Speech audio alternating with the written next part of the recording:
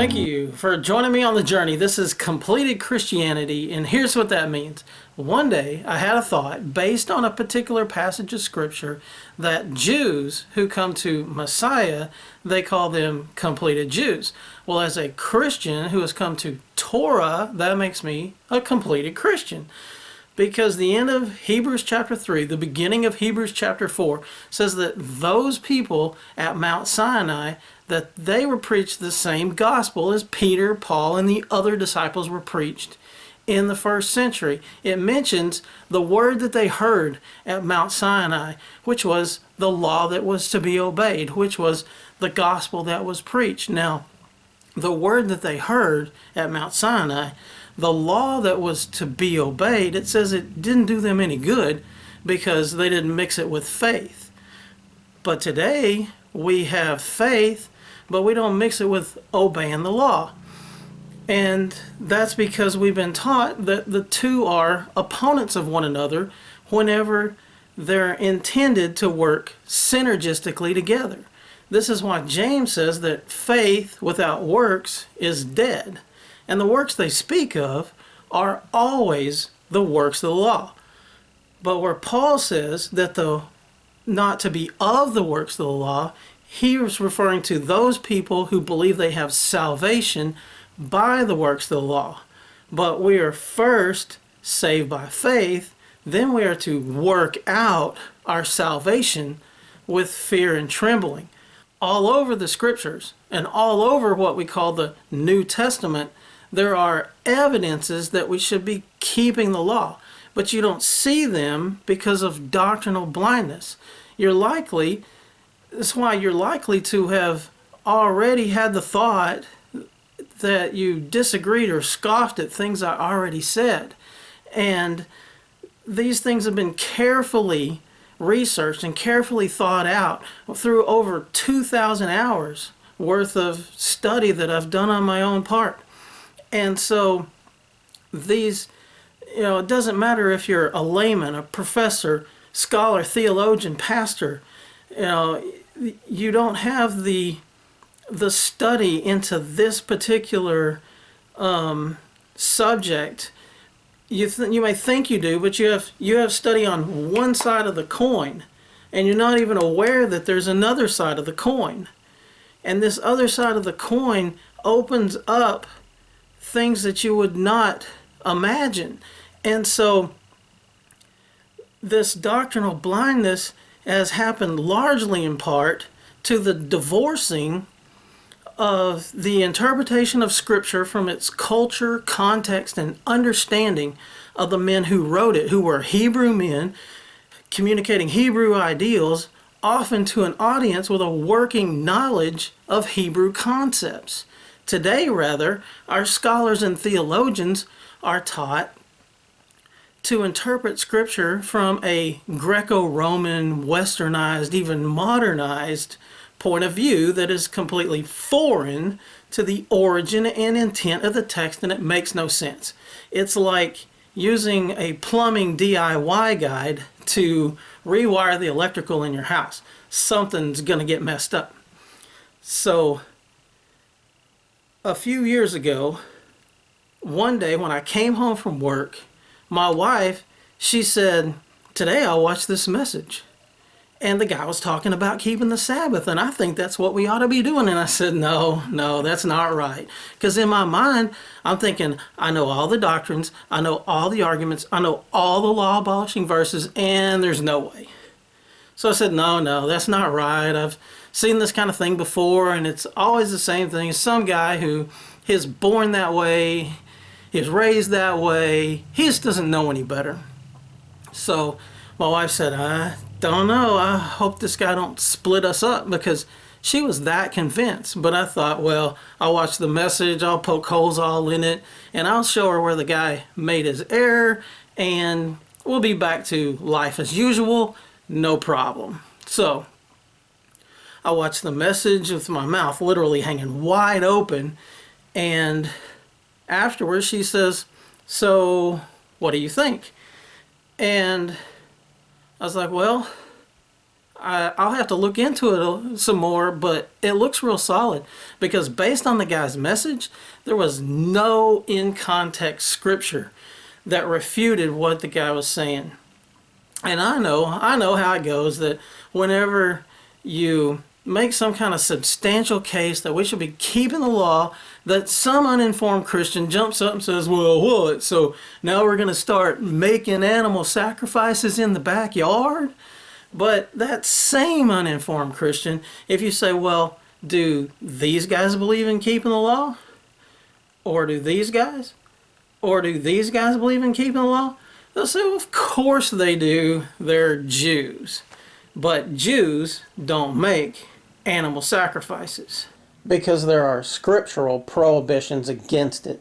So the enemy's greatest accomplishment is doing away with the observance of obedience to the entirety of the Father's law, thus robbing believers of the fullness of their identity and the proper understanding of the transferred sacrificial system through the transference of the priesthood from the Levitical sacrificial system that became corrupted to Messiah being high priest according to the order of Melchizedek of an incorruptible covenant in his own blood.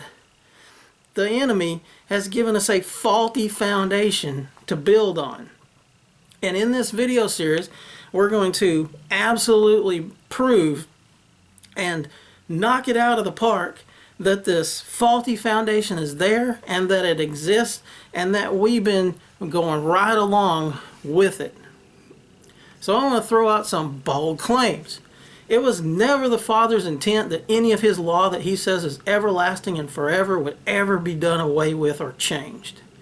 In all of Paul's writings, he is never against keeping the law. He is against keeping the law for salvation. The law is not and never was for salvation. Salvation was always by faith. Again, the law is not and never was for salvation from the beginning. No one has ever been saved by the law and never will be. Paul is never against circumcision. Paul is against the unscriptural circumcision of the Pharisees. On this channel, for the most part, when we read Scripture, we're going to read from the Scriptures version. And this is mostly it's a literal translation. And it attempts to restore a lot of Hebraic names and concepts. So let's look at some so-called law-abolishing verses. Ephesians 2:15, having abolished in his flesh the enmity, the Torah of commands and dogma. Romans 6:14, for sin shall not rule over you, for you are not under law, but under favor. Galatians 3:10, for as many as are of the works of Torah are under the curse. Knowing that a man is not declared right by the works of Torah, but through belief in Yeshua Messiah, even we have believed in Messiah Yeshua in order to be declared right by belief in Messiah and not by works of Torah. Because by works of Torah no flesh shall be declared right. If these scriptures mean what we say they do, if they are communicating the law-abolishing doctrines that we say they are, then Paul discredits everything he ever says in these next verses. Do we then nullify the Torah through belief? Let it not be. On the contrary, we establish the Torah. For not the hearers of the Torah are righteous in the sight of Elohim. This word Elohim, it gets translated God, but that's not what it means. It means the mighty one. For not the hearers of the Torah are righteous in the sight of the mighty one, but the doers of the law shall be declared right. And this I confess to you, that according to the way which they call a sect, so I worship the mighty one of my fathers, believing all that has been written in the Torah and in the prophets. Neither against the Torah of the Yehudim, nor against the set-apart place, nor against Caesar did I commit any sin. For we know that the Torah is spiritual, but I am fleshly, sold under sin.